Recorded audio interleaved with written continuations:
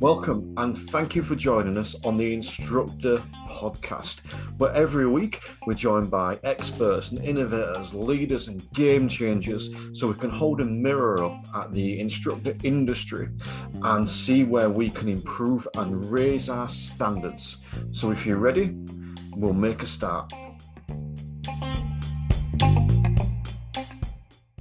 Hello and welcome to episode 11 of the Instructor Podcast. As always, I'm your host, Terry Cook of TC Drive. If you're enjoying these shows, make sure you go give it a follow, a link, subscribe, wherever you're listening on, so they drop into your feed every Sunday and with the occasional bonus episode through the week. And when you've done that, if you're feeling extra nice, go leave us a nice little 5-star review as well, and maybe even share it with your friends on social media. Today, I am joined by someone I'm incredibly fond of, the health strategist, nutritionist, sleep science coach, stress management coach, NLP practitioner, all-round food ninja, the wonderful Hayley Field, who comes in to drop some awesome knowledge, all based around eating better, sleeping better, and managing stress, and what we can do as business owners, which is what we are as driving instructors, business owners, what we can do to actually make our lives and our business better, which is essentially what this podcast is about. It's aimed to help you become better instructors, help us have better businesses, and help us have better lives. Instructor health, self, and wealth. We're also joined by Chris Benstead of the DITC, who, after missing last week because it was a bit of a slow week in the news, we've actually got two little segments today, one of which with the DICC talking about the new recruitment policies from the DVSA, and the updates on testing, or the way the DVSA has updated us on testing, and also talking about the new email from Loveday Rider and the survey that comes along with that. So make sure you stop to the end to listen to that. As always, if you head over to the show notes, you can find links for everything for me, everything for the DITC, and also everything for Hayley Field. But for now, let's make a start to the show.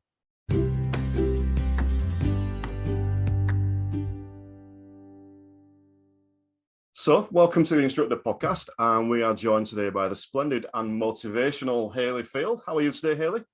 I'm actually really good. I'm a morning person, so you've chosen to record this at exactly the right time. Good stuff. So, I'm going to get straight into it. I'm going to ask you just to tell us a little bit about yourself, a bit about your past, your journey to get where you are now, and what you're doing with yourself now. Okay, well, I'll try and keep this short. We both know that's a lie. So I am a health strategist, and everyone's probably thinking, what the fuck is that? So I specialize in working with business owners and entrepreneurs on all aspects of their health.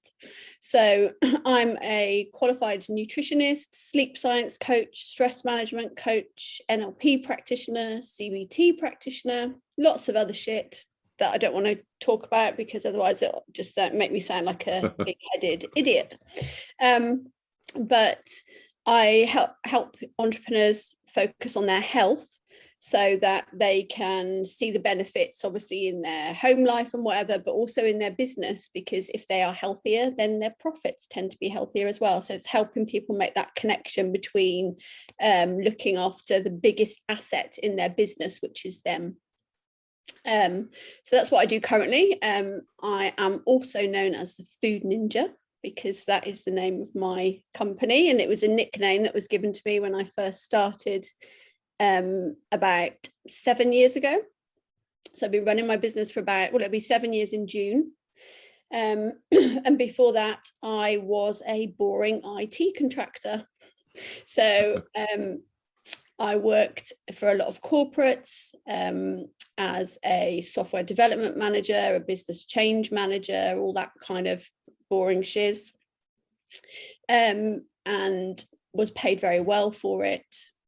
Didn't really fit in very well because, as you know, Terry, I'm a little bit rebellious, so not really cut out for the corporate world. But because it was incredibly well paid, I wasn't really able, that's wrong to say I wasn't able to leave. I could have left at any time, but it was harder because of the money. So the catalyst for me eventually giving up that 20-year career was in 2014 I broke my back. And because I was a contractor at the time, I didn't have any sick pay or anything like that. So while I was waiting for my surgery, I waited for my surgery for 4 months. I spent 4 months in bed, off my face on morphine and other fun drugs. And that's where I started my business from. So I started it from my bed with just my laptop. I started kind of helping out people at the CrossFit gym that I was in. I'd been kind of helping them before, but I started to kind of help them in a more professional capacity. And that's kind of how I started my business. And then I ran away to Spain for 5 years. I lived in Ibiza for 5 years on a whim. I'm quite impulsive. I ran away to Spain for 5 years, and then I came back 2 years ago. So yeah, that's a very short potted history. There's a lot to dig into there, but Yeah. I think the thing that amused me the most with that was I always tell people when I go on this podcast, or try and tell people, you can swear. And most of them do. When we get about halfway through, they kind of let their hair down a little bit. Second sentence with Hayley, what the fuck is that? So, you didn't expect anything different, did you? No. I think that's why I've got you on a little bit later in this series. We'll bring Hayley in once people are used to it. All right. So, but one thing I do like to ask people to begin with is, because obviously this podcast is aimed primarily at driving instructors. I know that other people are getting things from it as well, but I'd like to hear a little bit about your driving experience, about when you learned to drive, how you found your lessons, how you found your test, how was your instructor, that sort of thing. Mm-hmm. Well, I guess this might be a little bit interesting, slightly. So I didn't learn to drive until I was 33 years old.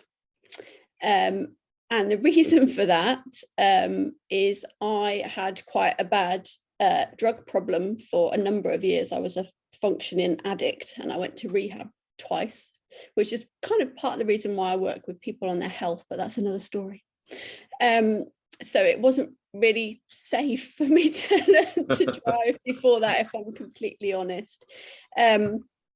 But I learned to drive when I was 33. I had a brilliant instructor called Craig. He was super nice. And funnily enough, he actually taught my daughter to drive years later as well. She passed her test with him. I wasn't a nervous driver, I don't think, but I did fail my first test.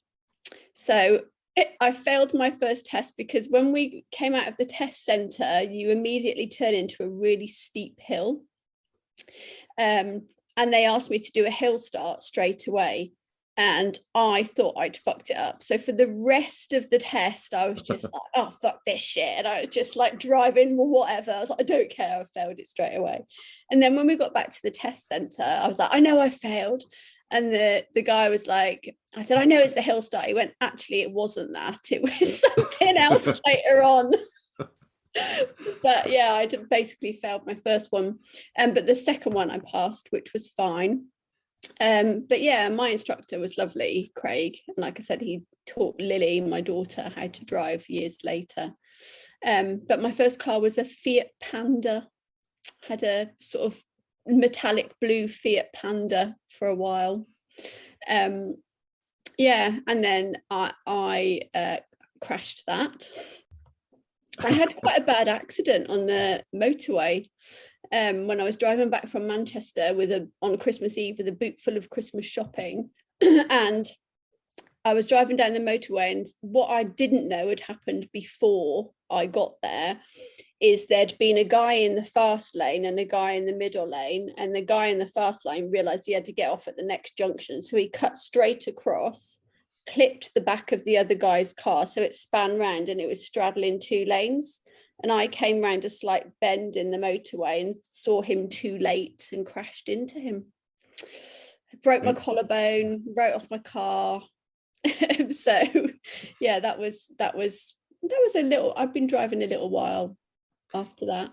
I mean, I'm not sure what's more annoying there, the chap that's cut across all the lanes, or the fact that you're referred to as a fast lane.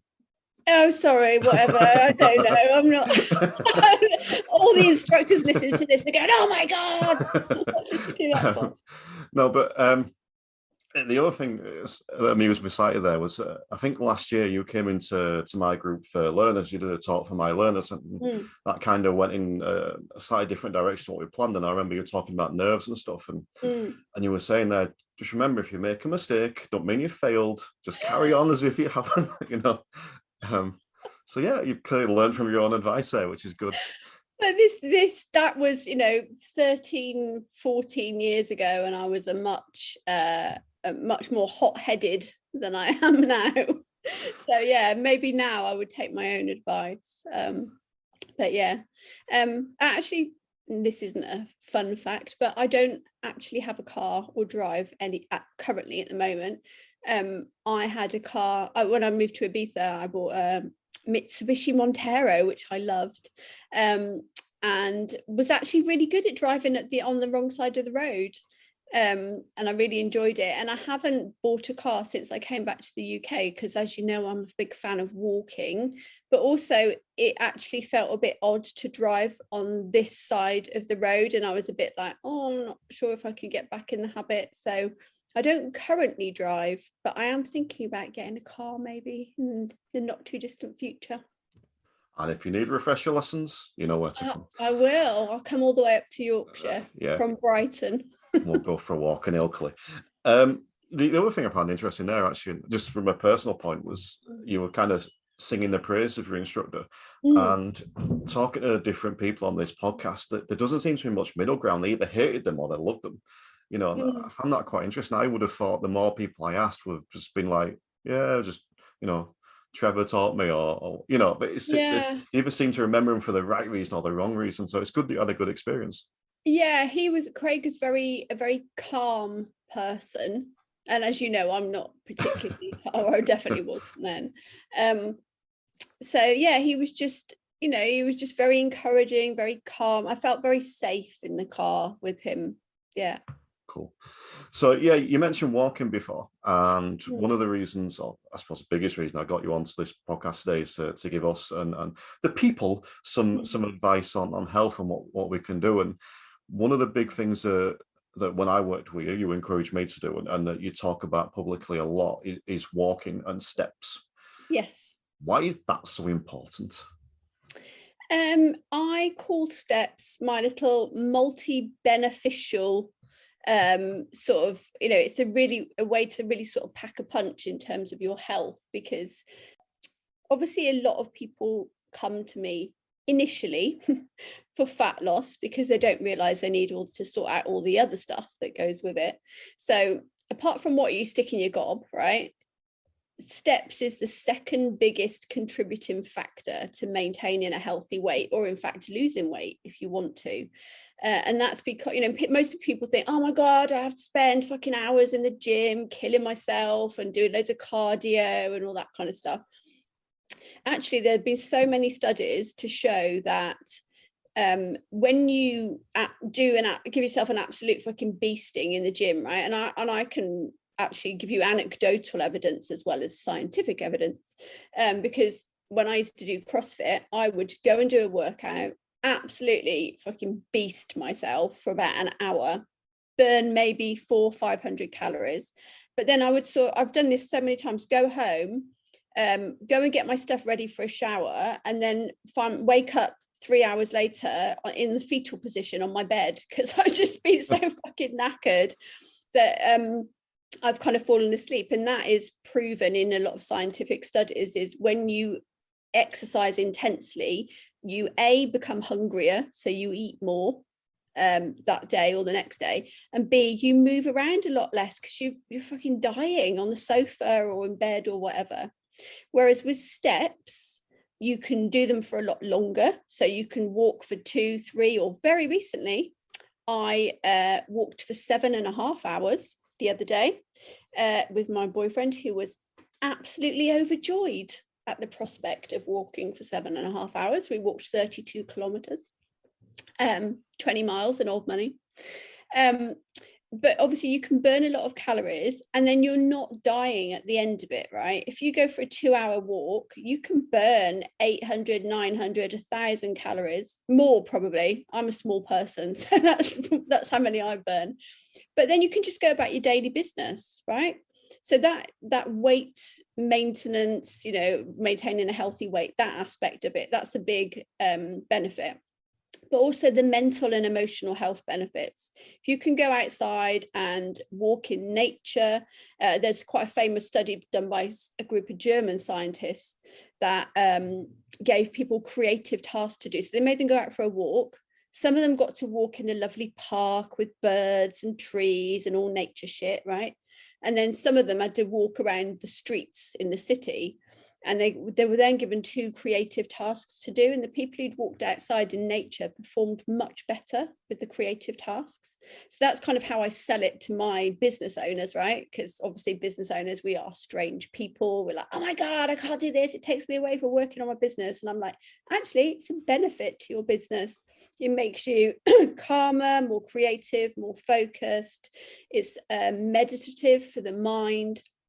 So it's just a multi-beneficial, get outside, get some vitamin D on your skin, very important at the moment, because we've all been locked inside for so long. It's just a very sort of multi-beneficial thing to do. So that is why I'm a big fan. And also it can be super challenging. I'm doing a 100-kilometer walk over the South Downs in 30 hours in September, which means I've got to walk up and down hills for 30 hours, no stopping, no sleep, overnight when it's dark. So you can make walking as hard or as easy as you want it to be. I think that's, is that for charity as well that you're doing that? It is, it's for Oxfam, yeah. So can people donate to that if they want? They can. I will send you the Just Giving page, and hopefully you can share it with your listeners. Will do. Just regarding walking, I think it's also something that I'm going to say everyone can do. I know physically everyone can do it, but everyone's able to do it in the sense that we can all walk somewhere. Even if you might live in a busy, high density, housed area, you can still walk around there. So it's something we've all got access to. And I think it's interesting what you were saying about the sort of the meditative and the creative aspect of it, because when I used to walk, I used to always have the headphones on. You used to walk. I hope you're still walking, Terry. Because of the headphones. I used to walk with the headphones on.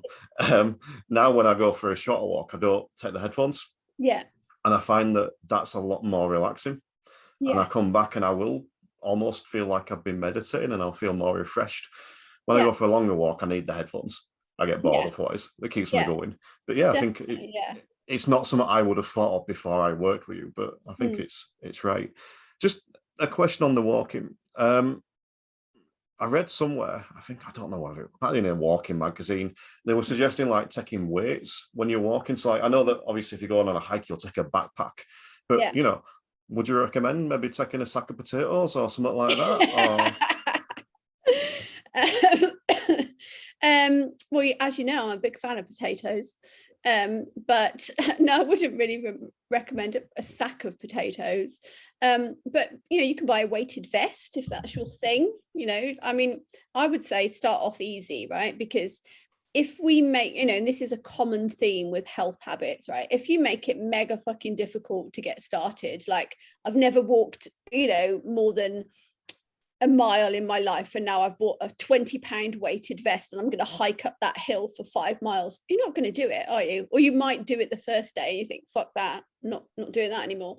So always make it very easy to start. So I use this a lot with my clients. It's like a motivational interviewing technique where you get them to commit to something so easy that it's embarrassing if they don't do it, right? And then once they've done it once, the easy thing, and every time I do it, like if I say to someone, do you reckon you could walk to the end of the road and back? And they're like, or I might say to them, do you think you can walk to the park, which is a mile away? Oh, probably not. Like I've got work to do, blah, blah, blah. Oh, I'm like, okay. Do you reckon you can walk to the end of your road and back? Yeah, probably. Blah, blah. Okay. Well, can you walk to the end of your garden and back? Oh my God. Yeah, of course I can do that. I'm like, right, we'll just do that. oh, but I can walk further than that. No, just do that. And what happens is obviously they come back the next week and they're like, yeah, I've been walking fucking miles, because you've made it so easy that it's embarrassing if they don't do it. So you want to do that to yourself and sort of trick yourself into that mindset when you're thinking about how to be healthy. Yeah, I've been on the receiving end of your ninja mind tricks. My ninja mind tricks. Yeah, I can remember when we first started working, and your big goal for me was to eat more protein. And that was it in that first week. And I remember coming away from his first call thinking, fucking protein, I'm not going to lose weight, just having an extra bit of, whatever. And like just getting not annoyed, but like, this ain't going to work, is it? And then all of a sudden you see it work. It's like, oh yeah, I can do this. But I think the one that, when I was walking and you were getting me to increase my daily steps, and I was, then I come on call to you and I'm like, I've been for a jog. I've been jogging today. It's like, that's your ninja mind tricks in action. It's like you suddenly start seeing you can do this more. And it is one of the things I was going to ask you actually about that going from 0 to 100%, because that used to be a big thing I was guilty of. I'd go in all in on something and then fail miserably and then give up. Yeah. Is there, I know you kind of touched on that before, but is there what advice would you give someone doing that? I know it's just one step in front of the other sort of thing. But. Well, as you can imagine, with the the set of people that I work with, business owners, by definition, like I said, we're fucking weird, right? A lot of us own businesses because we're not employable, and we're just weird people who like have to give to be a business owner and give up the comfort of having a monthly wage takes a certain type of person, right? It means we don't really like comfort. So we're like, we'll do something either 100 miles an hour or not at all. So I have to deal with this kind of thing with basically every single client that I deal with. And it's about, yes, I teach people to eat well, to sleep well, to manage their stress and all that kind of stuff. But the biggest thing that I have to teach business owners or kind of encourage them to do is to have balance. Because another thing with business owners is they don't like mediocre, right? Because they want to be an amazing business owner. Their business is going to be the fucking best. Their podcast is going to be the best podcast ever, right? All that kind of stuff. So if you say to them, a bit of balance, they're like, oh, well, that sounds a bit mediocre and boring. And it's a really hard mindset switch, and I say to people, you have to slow down to speed up.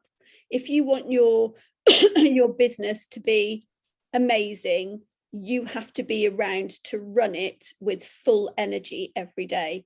You cannot do that if you're doing everything at 100 miles an hour. It's absolutely impossible. I know all business owners, we all think we're fucking super, Superman, superwoman, super whatever, but we're not.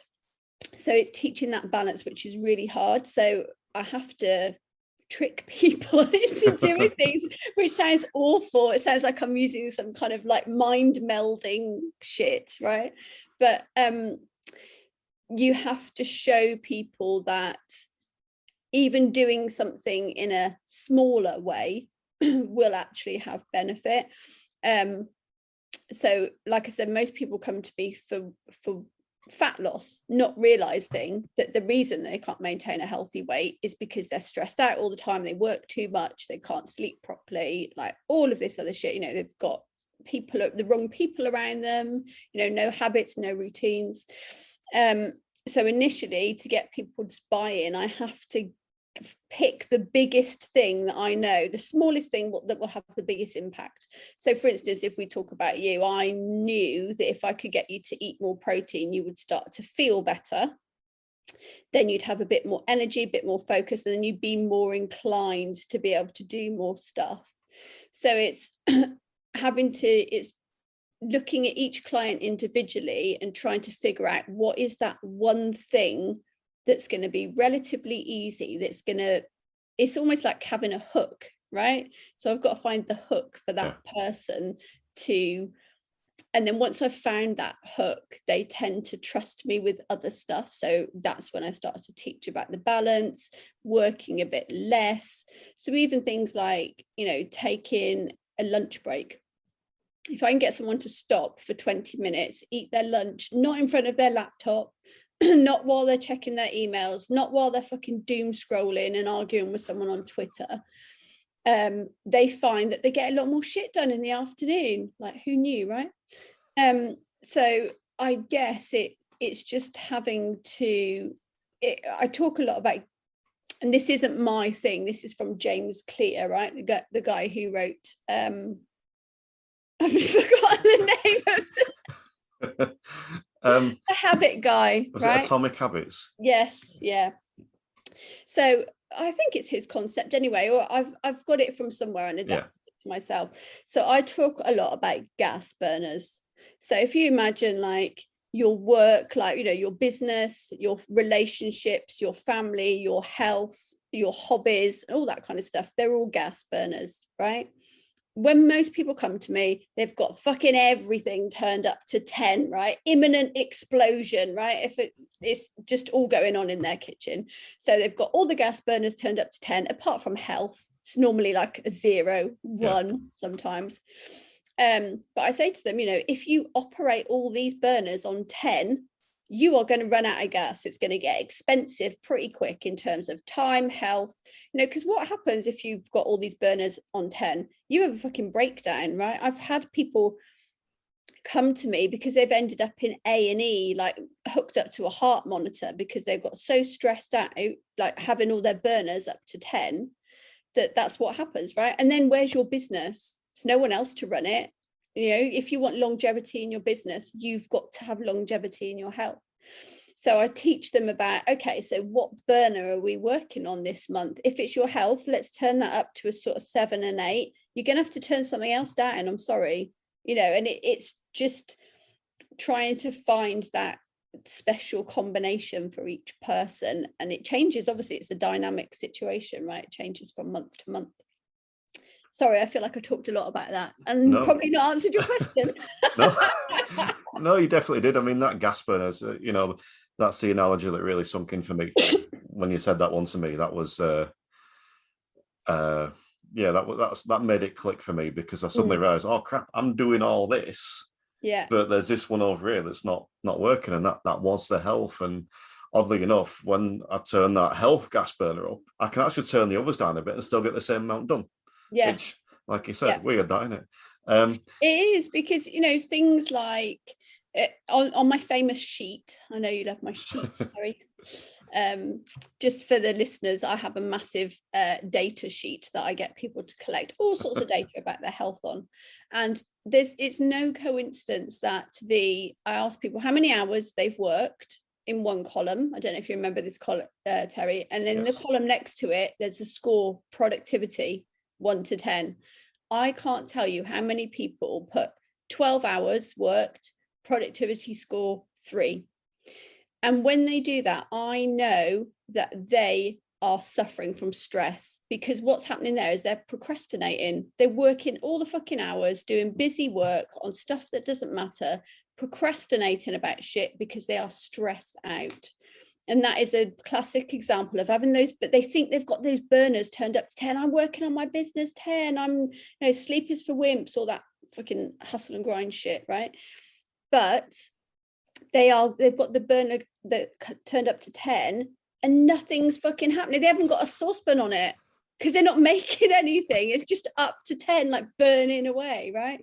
So yeah, sorry. I went off on a little mini rant about that. It's a good rant though, and again, it's easy to use me as an example. I used to go out and deliver lessons, and my lessons are generally 2 hours, so I'd do 3 or 4 a day, and I'd just plow into it all week, and I won't get much sleep, and I wasn't eating properly, and I'd deliver decent lessons. In my head, I'd think they were great, but looking back, they were decent lessons. I start prioritizing my health, and I'd come home and I'd sleep. I'd get a takeaway and I'd sleep, and then I'd get up next day and it'd be that same thing over and over. Whereas now, I still deliver a similar number of lessons. I've reduced it slightly, but a similar number of lessons, but my lessons are better. I'm more switched on, I'm more focused. I'm doing so much more around that and outside of that as well. I'm sleeping better, even though I'm probably sleeping a bit less, I'm sleeping better. And it's all just because I put the focus on my health. And is that something you see with all your clients, would you say? Yeah, absolutely. I mean, without sounding too wanky about it, That I don't have any clients that don't leave me in a better position, because just purely because of the way I work. So obviously with my one-to-one, as you know, Terry, it's like I don't half-ass it, I go full ass, right? I'm in. If you're in, I'm in, right? And you don't get any escape or let up, which makes it sound like a horrible experience, but it's not really. But yeah, I get that with all of my, I have a lot of my clients have, what I call a bit of an epiphany moment, right? At some point along their journey. I hate saying journey, it sounds like the fucking X Factor, but you know what I mean. The biggest one that I have a lot of the time. So as business owners, you know that we get to where we are in our business by, I'm going to do more of this year, I'm going to work longer hours, I'm going to do more of this and put more money into it, do more, right? Just pour everything into it, more, like go 100 miles an hour, work 20-hour days, be part of the fucking 4 a.m. club, don't get me started on that shit. So more, right? And they think when they first come to me, I'm like, right, we're going to make you healthy as fuck and you're going to be an amazing business owner.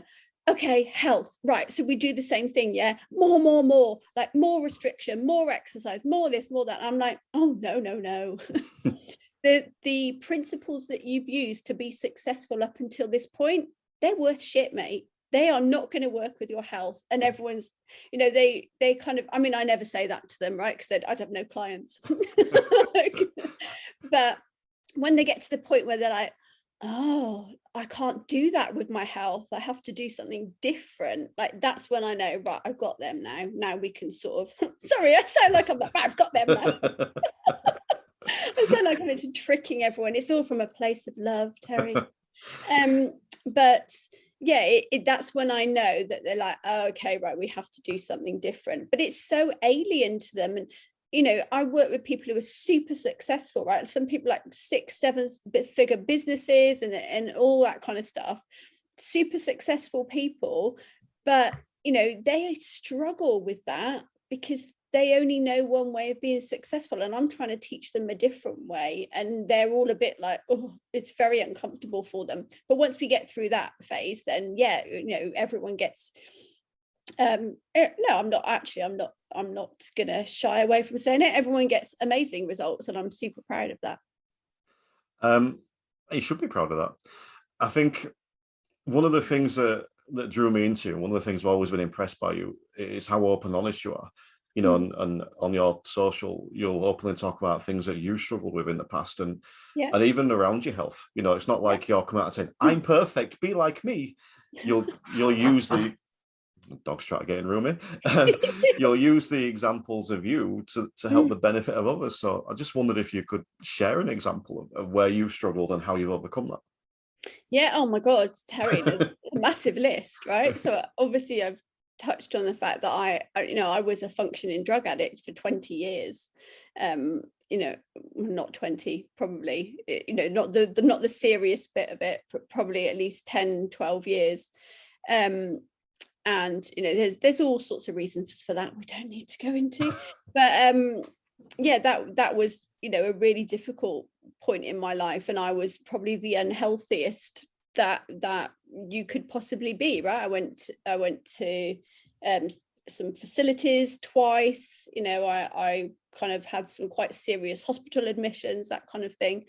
And I that's why I kind of have an affinity with, I guess, with business owners, right? Because we all have those type of personalities, right? Where we just are, we have to do something like 100%. And that's, I'm not going to say addictive personality, because there is no such thing, right?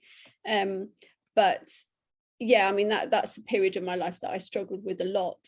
And then when I decided to get healthy, I then replaced my addiction with being addicted to being healthy, right? So I massively overtrained, I competed in lots of different things, and then I massively overtrained so much that I broke my back.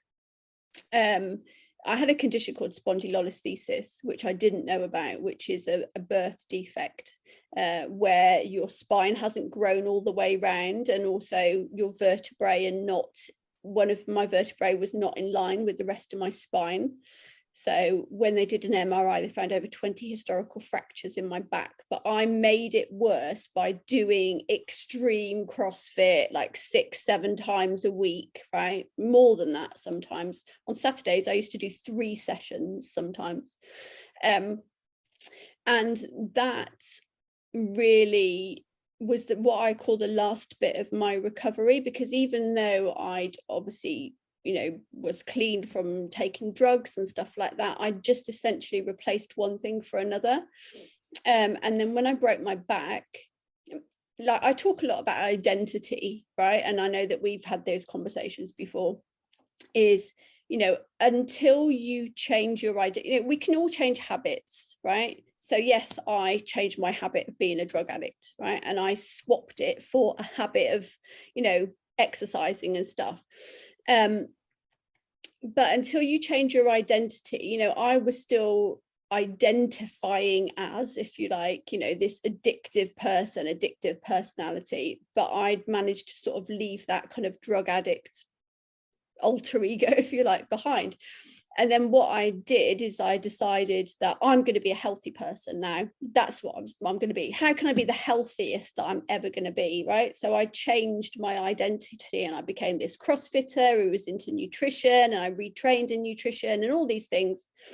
And when I broke my back and I was not able to do CrossFit and I wasn't the healthy person, that persona, I was really lost, because I'd lost this new identity that I'd fought really hard to have. I lost it. It was taken away from me. I couldn't do the things that I wanted to do. And in CrossFit, there's a big community as well, right? So as well as having that taken away from you, you have that. It sounds weird, right? But when I started CrossFit, I started to socialize with people, and I did not realize that you could socialize with people without drinking alcohol or taking drugs. And that sounds horrible, right? Because when I started CrossFit, I was in my mid-30s, and up until that point, I didn't realize that you could socialize with people without taking drink or drugs. So I had this whole new life that I loved, so socializing was going paddleboarding and stuff. It wasn't getting absolutely fucking wasted, right? It wasn't staying at home on my own and taking drugs, which was, the point that I'd got to before. So when I kind of lost that identity, I realized then that I'd swapped one thing for another, and I had to work on myself as a person and not have this kind of, these various identities, or I kind of had one for each group of friends, which was a bit weird. I'm not sure where I'm going with this, really. I guess what I'm trying to say is, during that time, I realized that I'd kind of got a bit lost in doing all sorts of things, exercise, CrossFit and whatever. So I then had to work on myself and take a long, hard look at myself. And also something else that had affected me quite a lot is, now that I'd got this new business and I was working in this industry, the pressure to look a certain way was huge, right? The pressure to be healthy was huge. And I went down this route of being this kind of deliciously fucking Ella nutritionist, right? Like, I cook everything from scratch. I was a clean eating wanker, and like everything had to be like perfect, and I had to do this perfectly as well, and then as I've kind of gone through my career and worked with more clients, I've realized that actually it's not, I don't like this fit pro persona, right? I don't like these fucking Instagram influencers and models and people who are super fit and healthy, or so they tell you. Because let me tell you, someone who is 10%, 8% body fat, maintaining that has not got good eating habits or a good relationship with food, right? And that's when I decided that I had to be honest about that I struggle with these things. I struggled with the fact that over lockdown I put weight on, and then I started to feel like a fraud and feel like I'm telling everyone else how to be healthy, but I can't be healthy. I haven't got balance. I've put weight on. I've emotionally ate. I moved to a new city in the middle of lockdown and I didn't know anyone at all. So I think it's really important to be really honest, not too honest. I mean, I have had some feedback that, maybe I shouldn't tell people that I used to take drugs, and to which I say, fuck you if you don't like that, because it means that I have got a lot of tools in my toolbox that someone else who hasn't been through that experience doesn't have, right? And I work with people who have issues with food and all sorts of things, so it helps in that respect. But I guess what I'm saying, sorry, this is a very long monologue, Terry. What I'm saying is I made a decision to be honest about the struggles that I have with my health. I don't care if that doesn't put me in the Fitspo bracket with all the other dickheads, because I don't want to be in that bracket, right, with my Gymshark leggings on Instagram with my arse in everyone's face. I don't want that. I want to show people that this is the reality of it. And even I feel pressured to look a certain way because of the job I do, and that is not right. And I think the more we're honest about the struggles that we have, then that enables other people to do that as well. I think there's a lot of interesting points there, and I think when I introduced you, I called you motivational, and that's why, because I think you are. I think the way you put stuff across is brilliant, and I can relate to it. And I think it's easy to take what you said and put it into your own situation. And like you were saying about drinking. When I stopped drinking, and admittedly it was for different reasons to you, but when I stopped drinking, I'd get questions. What do you do for fun? I still do fun. I just don't drink. And like when I went vegan, it's what do you eat? I eat like a fucking king. I just don't eat meat and dairy. That's it. Yeah. But also I think it's brilliant how you've used the past to shape who you are now, and use it to your advantage now. And again, I use myself as a lot of examples in these podcasts, and I can never remember. I failed my driving test when I learned to drive 15 years ago. I either failed 4 times or passed 4th time. I can't remember which, but I didn't have a good experience learning to drive. And for years that dogged me. But it's like I use that to my advantage now on lessons. Yeah. My students passed before I did. They passed 1st and 2nd time. I passed 4th time, And you can almost, I think it's great when you have, not great when you have an experience like that. It's not nice at the time. But I think it's good because it shows you, like, this is how I don't want to do it, right? If I'm going to do this, if I'm going to be a driving instructor, I don't want it to be, I don't want people to have that experience. I almost want to do the opposite of that. So I think it is, even though it's not nice at the time, it's a good reference point, right? To say, I don't want to be like this. Yeah, definitely.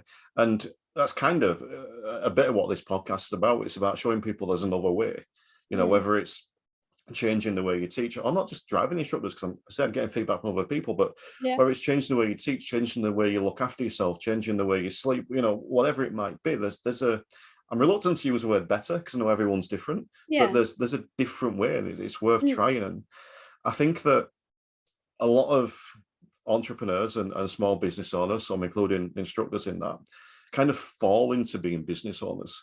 It's not, say, I'm going to be an entrepreneur and then work out how to be an entrepreneur. And the ones who say that are complete wankers, aren't they? I'm going to be an entrepreneur. You're like, no, mate, you're going to sell a course on how to become an entrepreneur, and that's how you're going to make money. Anyway, don't get me started on that. Do you think that that's where the health thing stems from? Because all of a sudden, like, you start your business up, and then suddenly you realize, oh crap, I've got to run my business, but I've also got to market it. I've also got to learn how to do my tax return. Do I get an accountant? All this stuff. And that, do you find that gets then prioritized because there's a panic over that, rather than actually I need to sleep more than 3 hours every night? Yeah, because when you start a business, I think, there are suddenly lots of new things to learn. And you probably don't have the revenue to outsource those things to experts. So then you've got to spend a lot of time. I go through this thing with people because obviously I can never quite let go of that project management hat, right? So I do use that to my advantage when I work with clients. So we do a little bit of productivity type stuff, a little bit of sort of organization. You know, I can talk about, I've got a client called Kristen. She doesn't mind me talking about this because she's talked about it openly in some videos and stuff. But when she came to me, she's the person who was hooked up to a heart monitor, right, in February because she had so stressed. She came to me. She owns a very successful gym, so she's a gym owner. When she came to me, I said, write down a list of everything you're doing in your business, and I'm not joking, she was doing everything down to filling up the hand sanitizer in the toilets. From that to coaching, to accounts, to making her own logo and graphic, like every fucking thing she was doing.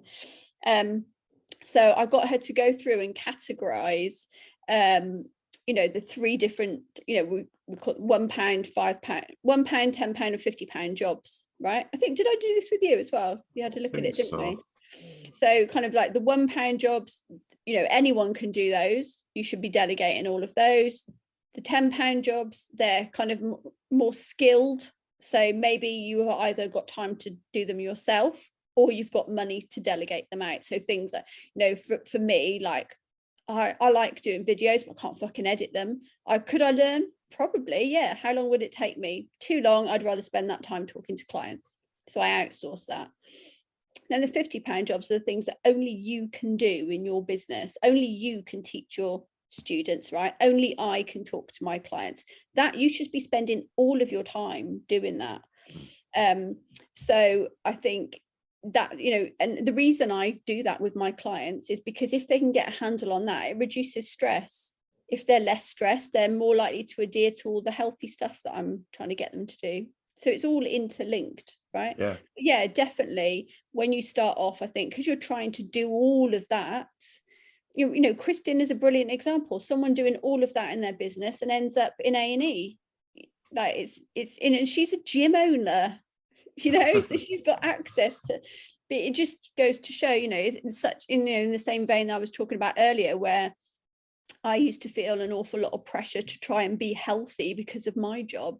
Right, we've all got shit going on, and regardless of what you've got access to and what resources and stuff, you've got to have, when you're in it, when you're in your business, like it's very easy for me to come along, we should delegate this XYZ, and you're like, fuck, why didn't I think of that? You didn't think of that because you're in your business. Yeah, it's the same way that, you know, I can't do that sometimes because I'm very emotionally attached to my business, because it's something that I feel like it's something good that came out of all the bad experiences that I had. And also I set it up when I've off my face on morphine in my bed. You know, it's come from a very sort of, it's come from a hard place. I'm very emotionally attached to it. So I have a mentor who helps me with my business stuff, because even though I know it, I'm too attached to it to make rational decisions all of the time. Yeah, one of the hardest things I ever did was asking for help, but I find that when you ask for help, it then gets easier. You know, you'll ask someone else, and then you suddenly realize the benefit of that help, and see the impact. But so I'll just bring it back to I suppose driving instructors in particular, but I suppose this applies to everyone again. We've spoke before about an average day as an instructor. Now, again, it's going to be different for everyone, but I'll kind of run through what mine used to be like. So I'd do an 8 till 10 in the morning. I'd do 10:30 till 12:30. I'd usually have a bit of lunch, so then I might do a 1:30 till 3:30, and then I'd do like 4 till 6. Come home, grab some tea, grab some tea, sit down in front of the TV, then go to bed. Yeah, it's not the healthiest lifestyle in the world, but I think the big thing is we're cooped up in that car all day long. So whether it's you're sat in an office and you're stuck in your chair all day, whether it's you're sat in a car, whether it's you're a lorry driver and you know, whatever, movement is the key there to get out and move. But what suggestions would you have how to incorporate that in a day like that? So yeah, for sure, like when you can get outside, you should get outside. And I know that is difficult sometimes, but really, like this, I say this to people all the time, you own your business. which means you can do whatever the fuck you like, right? So when a business owner says, oh, I haven't got 10 minutes to go and drink my tea outside, I'll be like, why not? Oh, I've got to do such a, like, who said you need to do that? Oh, I just need to do it. You're the fucking boss. Do what you want. Like, plan the breaks in. You know, if you're a driving instructor, do not do your lessons back to back to back like that. You know, it's not good for your concentration levels anyway. No one can concentrate for that long. You know, have a half-hour break if you can between lessons. I know obviously some people are probably thinking, oh God, but I'm going to miss out on X amount of money, right? Because that's one less lesson per day. But you know, if you do that, if you can have 15 minutes between lessons and just get out of your car and, you know, stroll around a car park, do some yoga in a car park. I know a driving instructor who does that. So, you know, go out, get outside, do that kind of thing. Breaks are important. You know, if you're a business owner and you're sat at your desk, you know, I work from home. I do sit at my desk quite a lot, but I will go outside into the garden even and just drink a cup of tea in the garden until I go out for my walk later on. But the big thing here is take responsibility, right? Don't say, oh, I can't do this because I need to do such and such. Like I said, you're in charge. Like, you make your own rules. That's why you wanted to run a business. You wanted to be like, if your hours are so set in concrete, you might as well be fucking employed by someone. You should be designing your lifestyle how you want it and fitting your business in around that. And I know that sounds like a terribly privileged thing to say because, like, oh, maybe you've got enough money to do that. Like, not every, you don't have even if you don't have enough money to dictate exactly what you want to do, you know, you can plan in little breaks and you can start to make those breaks bigger, because, you know, the benefit, you know, I can't stress this enough. One of the major benefits of looking after your health is you will make more money. And I can tell you that is a fact, because that happens with nearly every single person that I work with. You know, it's not an accident. It's not coincidence that all my clients, all their businesses end up in better shape in the same way that they do. Oh, again, it's a valid point. It's one that you used on me, and it's one that worked for me. I had that attitude of, if I have to do this, I can't afford to drop lessons. I can't afford to do this, that, and the other. And it's like, now I have 90 minutes between lessons, not every lesson, but a lot of lessons. And I utilize that time for different stuff, you know, whether it's doing the yoga, or whether it's doing social media or whatever, or just getting out with the car and getting some fresh air. And yes, I'm home later, but I've done more throughout the day. I might lose an hour in the evening, but it's not lost, because what I would have done in the evening, I'm now doing through the day. And I've also got more energy in the evening when I come home. And also, like you said, it's letting your clients take control. Yeah, be accommodating where you can. Of course, no one's saying being a dick, but if someone wants to move a lesson, or if someone with yourself wants to reschedule a call and you can't, well, no, this is your business. You don't do that. So I think there's some really valid points there that I think a lot of people are scared to use, and I know I was. And it, like, in terms of productivity as well, like I do a similar thing to you. So I have client calls 4 days a week. I have one cardinal rule. I tell my VA when she puts everything, I do not do client calls before 12 p.m. I just don't, because I can either go for a walk, go to the gym, I can write some content, I can record some videos, whatever. But I do not do client calls. All of my client calls are from 12 onwards, 4 days a week, and that is it. And like, you have the power to do that with your schedule, and you should do it. On those days when driving instructors are working, so whether it's 3 lessons, 4 lessons, whatever, a big thing I used to struggle with, I know that a lot of instructors struggle with, is energy and focus. And, you know, that then results in Mars bars and bottles of Lucozade and Greg's pasties and stuff like that. Yeah. Probably not the best food to have when you try to get energy throughout the day. What would you suggest there? So it's again applying some longer term thinking, right? So having a Mars bar for energy, that's short term thinking, right? Because, you know, you're going to feel like a whole heap of shit like later on. Not to say that you shouldn't eat Mars bars, by the way. I'm not one of these clean eating wankers. You can eat whatever the fuck you like, as long as it fits with your particular goals and you're happy with the consequences, right? But in terms of having prolonged periods of energy, then you need to be looking at foods that give you energy for a longer period of time. So for instance, if you are, before you set off in the morning, breakfast, have something like oats, right? Because they are slow release energy. They're very filling. You can put some protein powder in them. You know, I'm a big fan of protein, Terry. So that gives you carbs, that gives you protein. Put some fruit and seeds and nuts, whatever, on the top. That will give you some more nutrients. So it's about having a nutrient dense diet. You can include Mars bars in that diet. You know, if you've had a bowl of porridge and then later on you want, you know, like a chocolate bar or something, then it's probably going to do, you know, it's not going to have as much of a sort of energy spike, as it were. If you've had nothing to eat all day and then you eat a Mars bar, that's probably not a good time to eat it. But then also having snacks in your car that are obviously things that don't go off. I am when I did have a car, I was a serial offender of having empty protein shakers in my car. If anyone's ever tried to open and then wash an empty protein shaker when it's been in your car for a few days, it's like nuclear waste in there. Don't do it. So things like, you know, nuts, fruit, you know, that travels well. So things like bananas and stuff like that, oranges. But yeah, having snacks on hand, and also having, you know, you obviously, you know, your local area well, right? Thinking about what shops are on the way, you know, what kind of things do they have in those shops.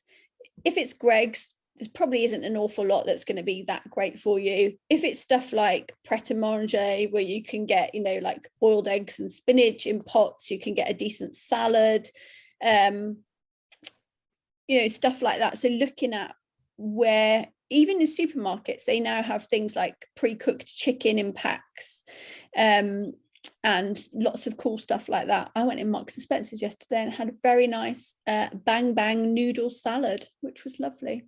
So I would say it's about trying to look at what's on your route, what's around you.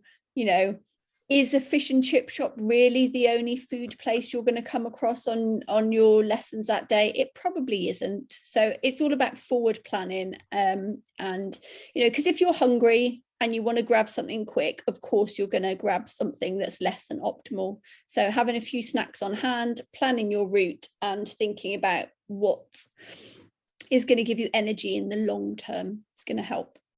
Or the other option that you politely persuaded me to do was make your own stuff and take that. You don't have the issue there. Exactly. I mean, that is obviously the preferred option. I know not everyone's got time to do that, but, you know, just getting a little cool bag or something and keeping things in your car is going to help you a lot, definitely. On the idea of sort of the nutrition side of it, I suppose hydration is quite a big thing, and it's a problem for instructors because we have those breaks so short. We want to go less and less and less, and we don't want to go to the toilet.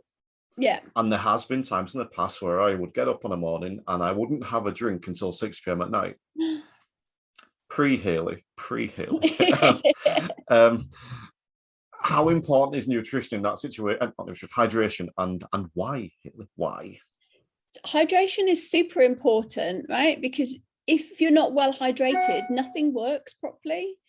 In particular, you're going to get fatigued. It's going to affect your concentration levels, which I should imagine is a pretty serious thing for a driving instructor. It's going to affect your focus as well. So, you know, particularly, you know, around a lot of brain function stuff. If you are dehydrated, your brain does not work properly. So I'm guessing, you know, without catastrophizing things, that could have some pretty serious consequences. Yes, we need concentration as instructors. All right, so the last thing I want to touch on before we wrap up, you're the food ninja. You know, I came to you for some help. Now, being completely honest, you are not cheap. but you are phenomenally good value. I think there's that's something we struggle in our industry as well. The difference between expensive and value, Yes. on that side of it. But I used to be, and a lot of people still are, reluctant to pay for help. So, for example, did I need a food ninja? No, I could have done it by myself. But would it have been as efficient? Would it have been as productive? Would it have been as quick? Would it have been as beneficial? No, of course it wouldn't. So I've come to you for help. But a lot of people are reluctant to go out and pay for that help, pay for that development, pay for that assistance. What would you say to those people that don't want to pay for the help because I can just do it myself? Well, everyone knows what they should do, right? With health, everyone knows what they should eat. Everyone knows what they should be doing. Everyone knows in very general terms what they should be doing to look after their health. Does everyone do it? Fuck no. Nobody does it, right? Particularly business owners. And I know as business owners, people want results fast, right? They want the quickest and most efficient way to get to their goal, right? And the quickest and most efficient way to get to your goal is to have someone who knows what they're doing to help you through it. Because if you Google, I don't know, say your main thing is fat loss, right? If you Google fat loss, let me tell you, there's going to be fucking millions of results. Most of those are going to be people trying to sell you shit that doesn't work, right? So yes, I am not the cheapest there is in terms of your health, but I am a one-stop shop for your health, physical, mental, emotional, your intellectual health. So I say to people, I should be the last money that you ever spend on your health. Like, I'm going to give you all the tools you need to be completely autonomous with your health, and you will never need to spend money on anyone like me ever again if you apply everything that I've taught you. And you're a good example of that, right, Terry? Because we stopped our one-to-one sessions how many months ago? February, I think we stopped. February, and you've maintained your weight through a very stressful, through a very stressful period. So you've continued to sleep well, you've continued to maintain a healthy weight or lose a bit of weight, you've continued with your walking, you've continued with all of the other benefits that you felt, right? Yep. Whereas, you could go to someone who chucks macros at you and berates you once a week for not hitting the macros. That isn't going to help. A lot of the stuff that I do, and I talk to people about this a lot, the reason I did all of the other qualifications, right? Because I just wanted to be a nutritionist. I didn't know I was going to do all this other shit, right? But I realized that when I was talking to people, that I was never talking about food. When people come to me with issues with their health, even if they just think, oh, I'm a bit overweight, I need to lose some weight, it is never about food. Let me tell you, it's never about food. It's about behavioral issues. It's about some kind of mental or emotional trauma experience, that kind of thing. It's a lifestyle thing where they're just not able to get traction with their healthy habits. So yes, you can go to a normal fit pro, right, who's going to chuck macros at you and tell you what to eat or give you a meal plan. But you can keep repeating that circle over and over again. When you come to me, I promise to sort all of the health related shit that is holding you and your business back for life. And I can give you examples of lots and lots of people that I've done that for. So it's a very different service. So yeah, sorry, I guess that's all I've got to say about that. No, it's good. I just think that, and I used to be, like I said, reluctant to ask for help, and then even more reluctant to pay for it. And I think that we can't do everything ourselves. We can get by, but it's wise to seek professional help and just get better, I think. Yeah. All right, so I'm gonna ask you one last question, slightly putting you on the spot. Oh no. If you were to leave us driving instructors with one single piece of advice, one tip, one takeaway from today, what piece of advice would you leave us with?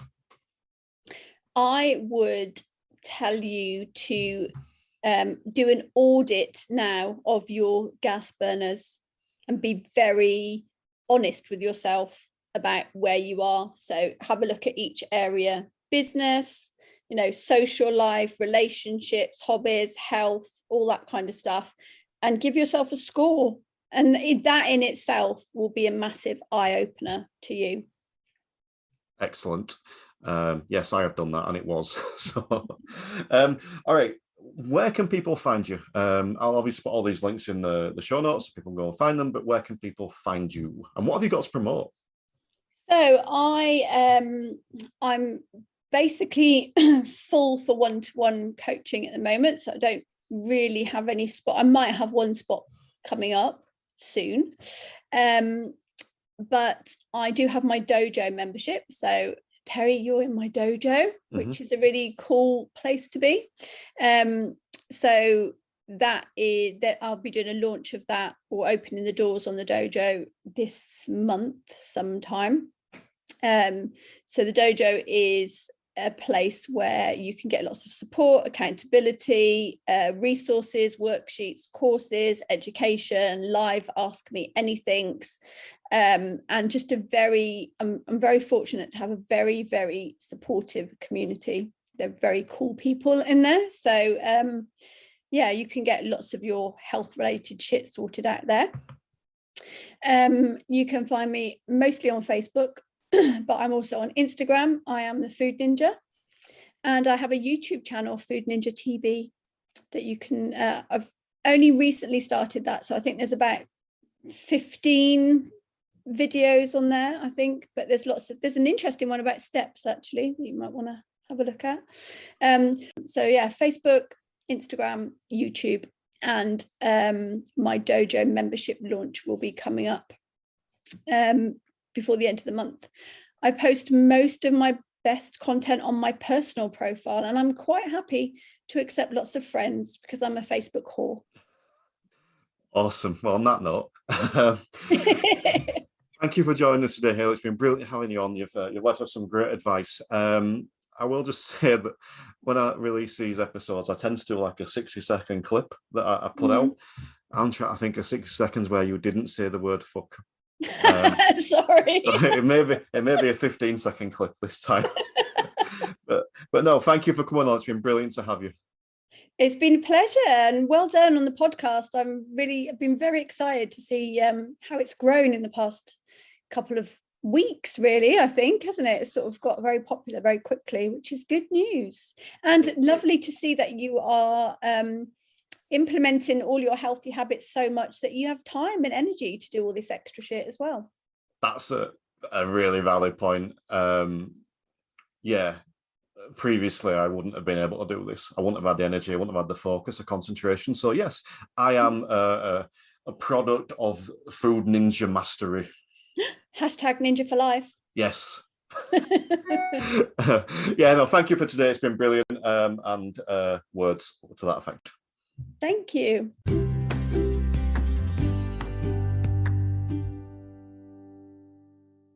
So big thank you again to Hayley for joining us on today's episode. I'm sure you got a lot from that. I know I did, not just from this episode. As you know from listening, I've worked with Hayley previously. She had a massive impact on me physically, emotionally, and mentally as well. I'm in a much better place for working with her. And even if you just take on board the tips she's provided you with today, you'll probably find an improvement in your health as well. However, as always, there'll be some links in the show notes so you can go follow her. I suggest that you do, whether that's on Instagram or Facebook, or go follow her YouTube page. Go get stuck into some good old Hayley Field goodness. And we are now heading over to Chris Benstead to get the latest news update from the DITC.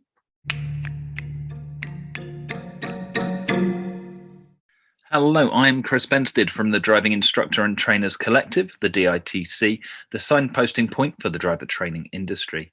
So for today's Instructor podcast, we are going to be reviewing the most recent email from the DVSA, and it's announcing that they are returning to 7 days testing. That's taking us back to the levels of testing that were being carried out before the pandemic. In addition to that, they're also offering examiners overtime, and they are potentially running extra days each week. So they reckon that's going to give them an increase in capacity of between 15,000 and 20,000 tests a month. So hopefully that's going to eat some of the way into this backlog that we're all faced with, and the difficulty in finding tests which are convenient and adequately timed for our pupils. So these tests will be available from the 9th of June. So they are already rolling out, but are being released on a gradual basis. And we're going to see an increase of those over the next few weeks. The on hold facility, however, is being removed. So any appointments that are on hold come the 31st of August will be cancelled and refunded. So if you have a pupil whose test is on hold, then make sure that they are finding a booking, or at least aware of the fact. Now, they have been written to by the DVSA, so they should be aware anyway. Just make sure that that process is being managed. What that's possibly going to cause is people booking tests outside of areas. And the problem that I see with this is that the more people that are booking tests that they are not going to take is taking away from the people that need tests that they are ready to take. I think it's a really difficult one. You looking at it as an individual, that pupil wants to guarantee themselves a test. So they see one available and they think, right, I'll book it and I'll hope that I'm going to be ready. And if I'm not ready, I'll push it back. We hope they listen to us. But that then causes part of this problem that we're fighting against, because it takes away the test from those that need it. So, I think everybody's got to think long and hard about what's going to work best for them. I know some areas of the country, ourselves included, local instructors are doing a cracking job of switching tests between themselves and micromanaging things to try and make sure that nothing goes to waste, and we're getting those slots filled and used. So, others are using test cancellation services, which are a double-edged sword as it is. But we are all doing our best to make the best of what's available from the DVSA, and hopefully this return to a full diary of testing, plus the overtime and buyback of holiday that the DVSAs have done, will hopefully cause some kind of release and relief on this queue that we are continuing to be faced with. Something else that they are doing is bringing back the 3-day cancellation, 3 working day short notice cancellation for the test. So that's back to back to standard practice for us. We know what that means. Now, they are saying that candidates cannot take the driving test when they have, here's the list, any coronavirus symptoms: high temperature, fever, continuous cough, it's a new continuous cough, change or loss of smell or taste from normal. If they've been asked to isolate by the NHS Test and Trace service in the last 14 days, if they are awaiting results of a COVID test or have had a positive test in the last 7 days, if they have visited a school, college, or other building that's been closed due to COVID outbreak in the last 7 days, if they live with someone who has either tested positive for COVID-19 or had symptoms of COVID-19 in the last 14 days. So obviously this is going to cause some short notice cancellations. The system in place for these cancellations is that they need to email customer services at dvsa.gov.uk as soon as possible, and that they will help them look for the earliest possible appointment once they finish self-isolating, if they are in that process. This is starting the 3 working days notice period is starting from the 17th of June. If this happens, then they need to send that email with a subject line in capital letters saying COVID short notice cancellation, and send that as early as possible. They may be asked for evidence. That's going to be a challenging one if it's just symptoms. Do they want them to cough down the phone? But I'm sure they're being realistic about it and doing what they can. I do think that we're having reported double figures every week of tests that aren't going out because people are just not turning up. So, I think it's needed. I think it's important. If your pupil cancels the test within the 3 working days, or fails to turn up to the test, they will lose their test fee unless they can provide COVID-related evidence.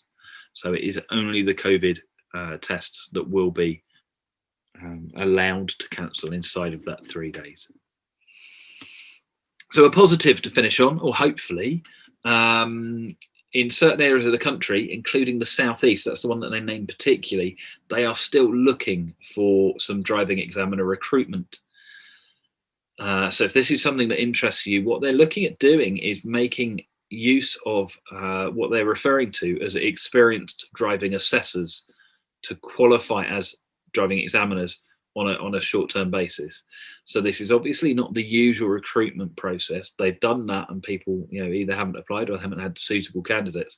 So they're looking at a different way of doing it. I'm wondering whether they're looking to ROSPA and IAM, or whether they're looking towards Diamond, the DIA examiners, as they have experience of examining and doing that, which is different. Having been through examiner training myself through Diamond, it is a very different approach, and you do view things differently. It was really good. I recommend it to all instructors. Tackle something where you are put in that seat as an examiner, and you have to make those judgment calls. The standards aren't as high as we have as instructors. It's much more, is it a fault? And it has to be looked at in that way. We look at a big picture. They don't. They look at individual things.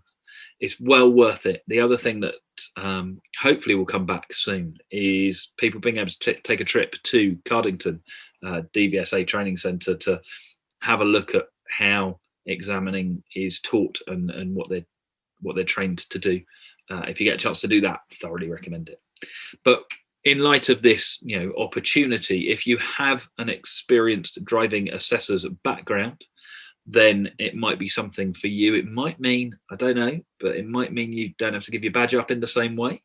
Then it could be that there are going to be allowances put in place that mean you'll be less affected by that process, particularly if it's ROSPA examiners or that side of things. Maybe that's how things are going to work.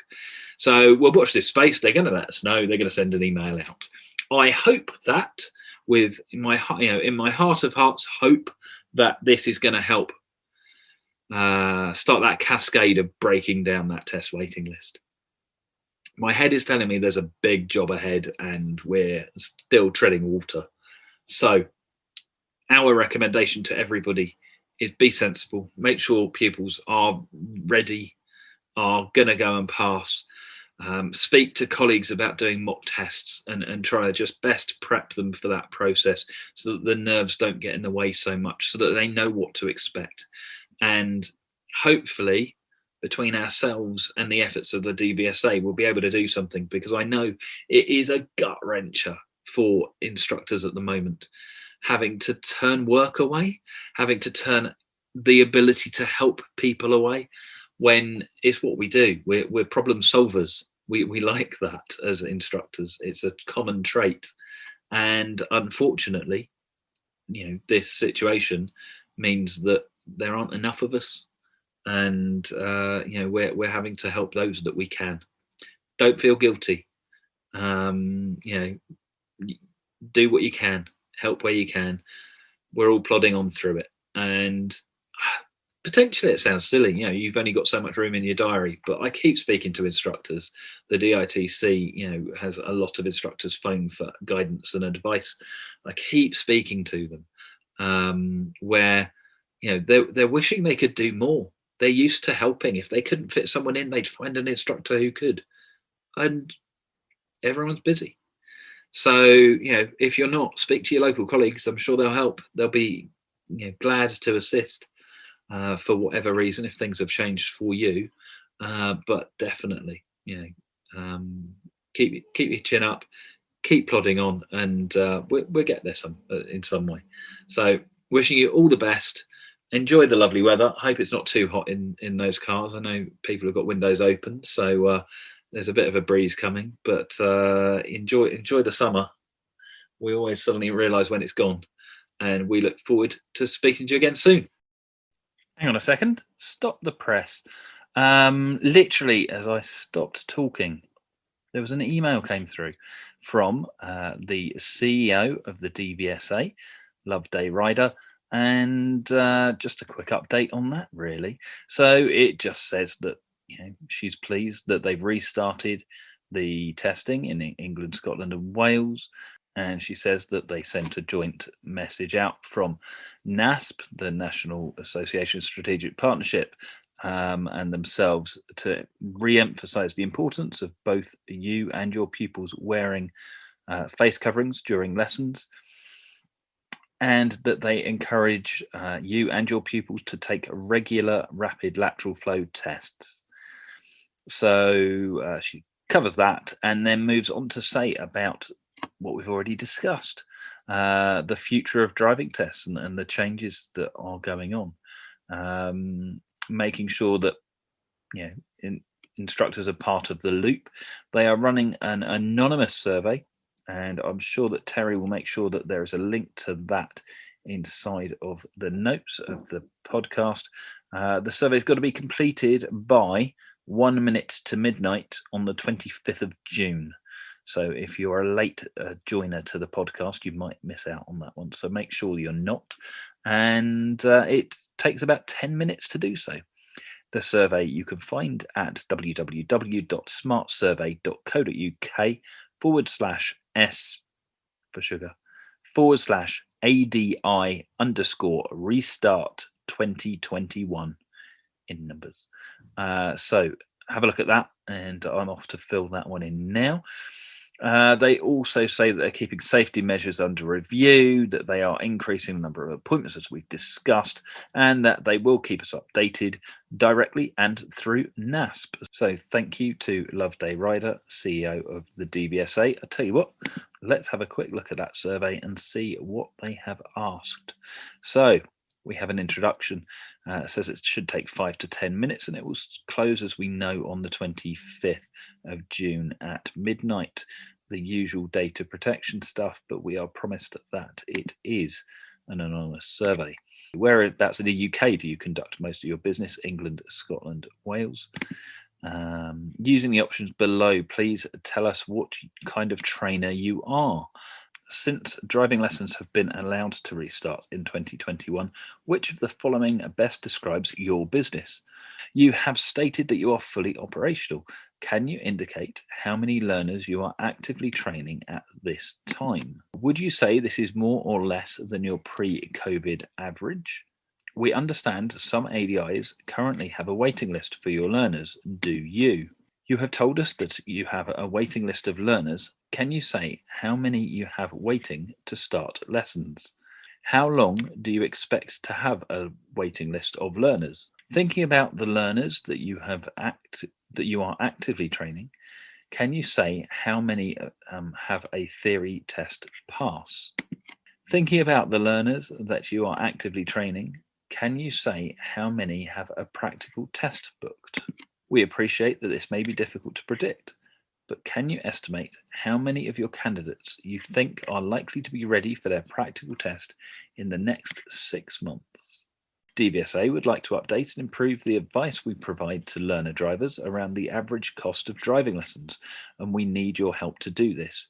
Can you indicate the average price you charge for a 1-hour standard lesson? Interestingly, the prices are less than £20, £21 to £30, that's a big bracket, £31 to £40, £41 to £50, £51 plus. We want to understand more about your experience with the DVSA communications, including before COVID-19 pandemic. How useful do you find the following communication channels to get news and updates from the DVSA? Please select those that apply. We would also like you to understand how we can better communicate with you in the future. Which of the following channels are you most interested in using? Are you aware that the DVSA publishes the DL25 marking sheet for driver and rider testing that you can use for mock tests? Anyone who's not aware, it's on their website. Actually, what's quite nice is they've put in a link so you can click to it via the survey. I swear they're improving. How regularly do you use or plan to use the form to help prepare your pupils for their tests? Are you aware of our newly published top 10 reasons for failing a driving test guidance? This is the top 10 reasons they put out there that actually I thought was better than normal. It was more about what they're doing wrong than just what the fault is. It wasn't brilliant, but it was a dramatic improvement. How regularly do you use or plan to use the guidance to help you prepare for your pupils? Well, if it's why people are failing, then why would you not use it in some way? It guides us at least. How useful is this guidance? I can't bring myself to put extremely useful. And they want to know, can you please explain your answer? Are you aware of our newly published driving test results guidance? Have you encouraged your pupils who fail to read the driving test results guidance? How regularly will you use the guidance to help pupils who fail their driving test to prepare for their next one? How useful is this guidance? Finally, please let us know if you have any further comments about the issues raised in this survey. So that box is going to take me a while to fill in, so I'm going to leave you to it. Stay safe, and if you get a chance to fill in the survey, at least they can't say we didn't respond.